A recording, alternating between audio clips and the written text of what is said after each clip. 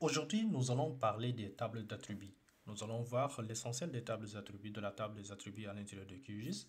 Puis, je vais vous montrer comment sélectionner et filtrer certaines données à l'intérieur de la table des attributs. Pour ce faire, commencez déjà par ouvrir QGIS et à partir de là, vous allez importer les données sur lesquelles vous souhaitez travailler. Par exemple, je viens de télécharger des données de OpenStreetMap ou de GeoFabric, à l'intérieur desquelles j'ai importé la couche Buildings, dans laquelle nous avons énormément d'entités sur l'ensemble du territoire national du Sénégal. Toutes les données de cette couche qui ont été répertoriées comme éléments géométriques, comme building à l'intérieur de ce shape. Donc, vous comprendrez donc, c'est un fichier qui est énorme. Si par exemple j'ouvre la table des attributs, déjà pour l'ouvrir, ça va prendre énormément de temps pour l'ouvrir. Et si vous souhaitez rechercher un élément en particulier à l'intérieur de cette table des attributs, ça va prendre du temps. La première chose à faire, c'est de sélectionner la couche, puis aller sur table des attributs. Ou sélectionner la couche, faites un clic droit, puis ouvrir la table des attributs. Sur cette table d'attributs, nous avons à peu près 1 600 000 et quelques éléments à l'intérieur de cette table, ce qui va prendre un temps énorme déjà pour ouvrir la table. Commençons déjà par voir la configuration de table d'attributs à l'intérieur de QGIS et quels sont les différents éléments que vous avez. La première chose, c'est que vous allez remarquer qu'il y a certains éléments qui sont grisés, tandis que d'autres sont actifs. Ceux qui sont actifs sont des éléments que vous pouvez directement sélectionner pour pouvoir utiliser, par exemple là, pour pouvoir sélectionner des entités en utilisant une expression, sélectionner toutes les entités, inverser la sélection, par exemple, si vous avez déjà sélectionné quelque chose. Si vous avez tout sélectionné et que vous ne souhaitez plus sélectionner un élément en particulier, vous pouvez cliquer faire ici pour tout désélectionner. Et là, vous pouvez accéder au filtre. Et là, si vous avez sélectionné par exemple deux éléments en particulier qui se situent ici, ou bien bon, je vais prendre d'autres qui sont beaucoup plus bas, et que ces éléments-là, je veux que uniquement ces éléments soient en haut. Dans ce cas-là, je peux cliquer ici pour déplacer au sommet. Donc, malgré la hiérarchie des données, ces éléments qui sont sélectionnés que je viens de déplacer au sommet vont se mettre en haut, sélectionnés, alors que les autres seront en dessous de ces éléments-là.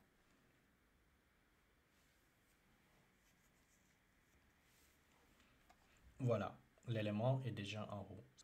Si vous ne souhaitez plus sélectionner ces éléments, vous pouvez directement cliquer ici pour tout désélectionner, d'accord? Ce qui va enlever la sélection sur ces éléments que nous avions sélectionnés. Donc là, vous voyez que la sélection a déjà disparu. Je vais vous montrer un autre exemple ou une astuce. Par exemple, imaginons que vous identifiez un élément en particulier sur votre couche, par exemple sur la ligne 11. Vous devez donc sélectionner l'élément concerné sur la ligne, il est directement mis en hauteur, puisque la sélection que nous avons déjà montré comment mettre une sélection au sommet. Donc il le déplace automatiquement au sommet. Si vous souhaitez désélectionner, cliquez directement sur enlever la sélection au niveau du sommet, donc ça va revenir sur le paramétrage initial. Imaginons que j'ai déjà identifié un élément dans la table des attributs, mais je ne sais pas où est-ce qu'il se situe au niveau de la carte, au niveau du territoire en particulier. Dans ce cas-là, vous pouvez sélectionner l'élément, puis faire un zoom sur la sélection.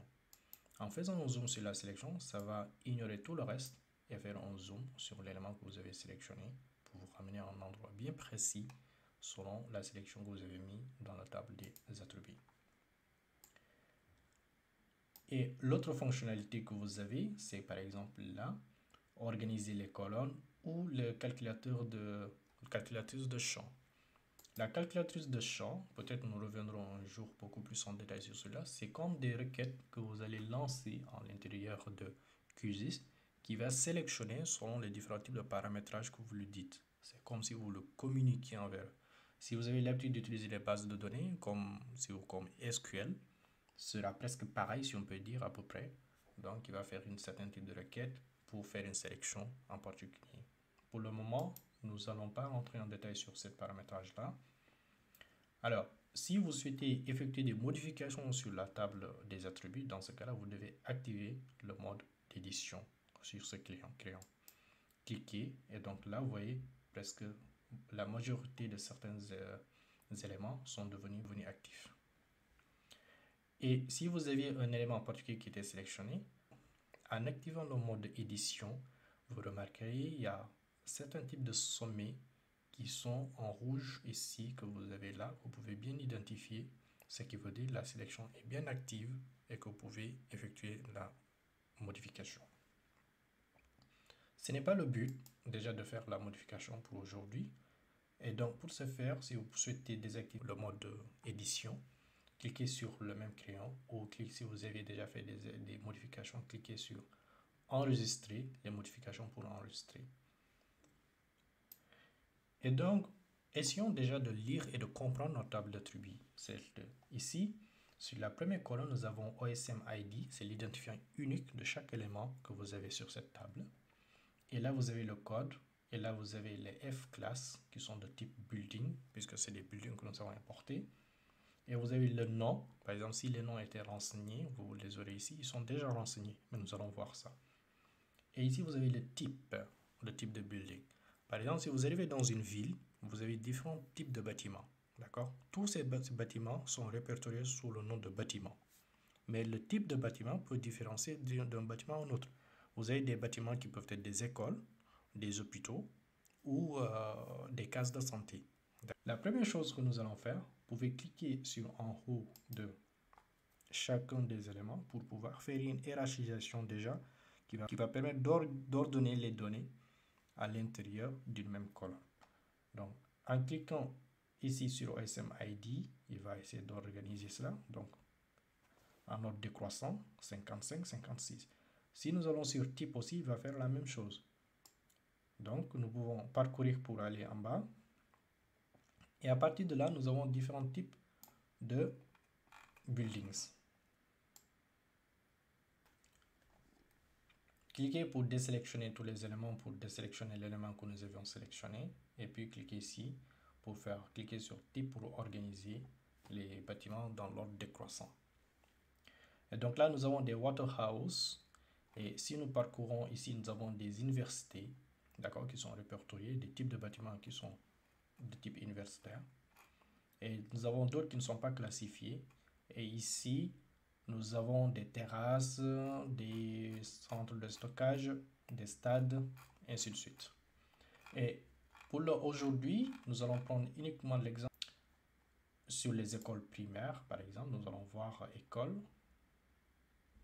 Si nous souhaitons travailler sur les écoles, nous voyons donc que cette couche elle est assez volumineuse et que parcourir ligne par ligne, on risque de perdre énormément de temps. Et c'est pour cela que nous allons donc essayer avec les filtres. Et pour le filtre, vous devez cliquer ici, sélectionner pour filtrer les entités en utilisant un formulaire. D'accord? Et nous avons donc là le formulaire qui apparaît.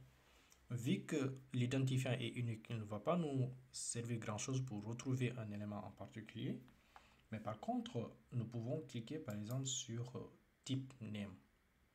Et à partir de type name, on peut peut-être chercher école.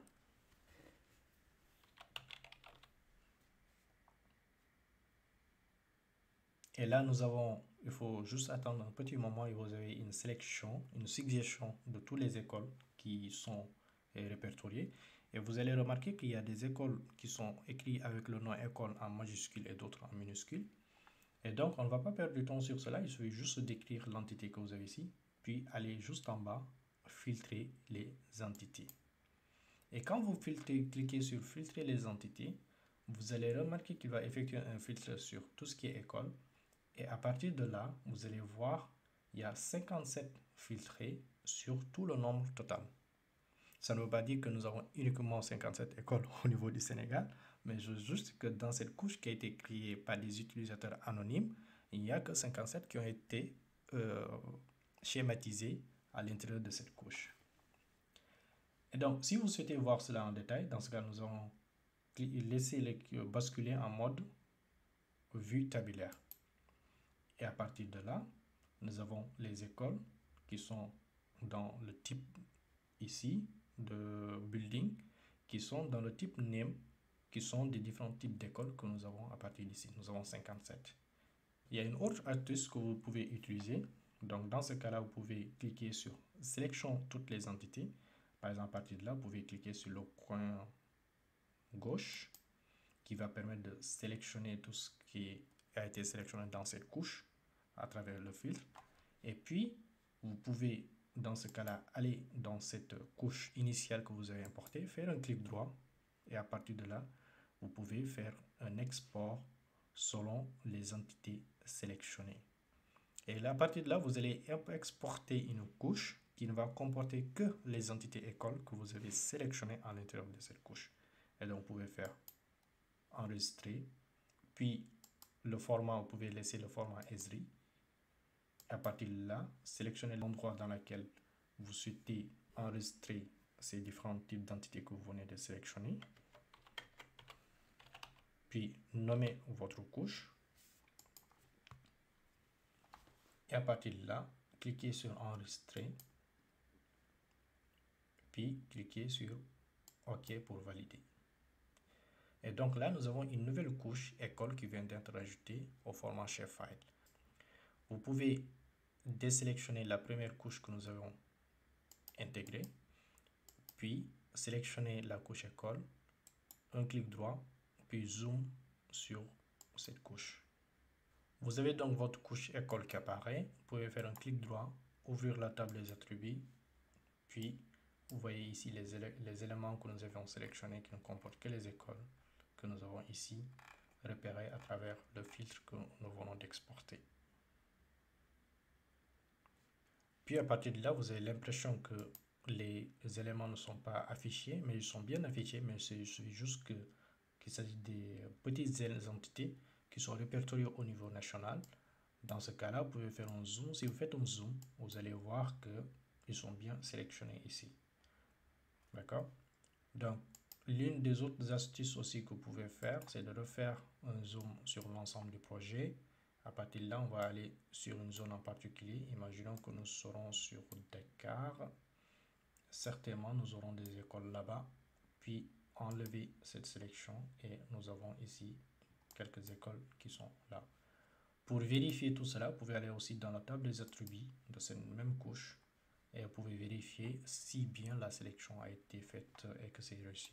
Donc, faites un clic droit sur votre couche, ouvrir la table des attributs et nous avons bien nos écoles qui ont été sélectionnées, qui ont été enregistrées dans la nouvelle couche.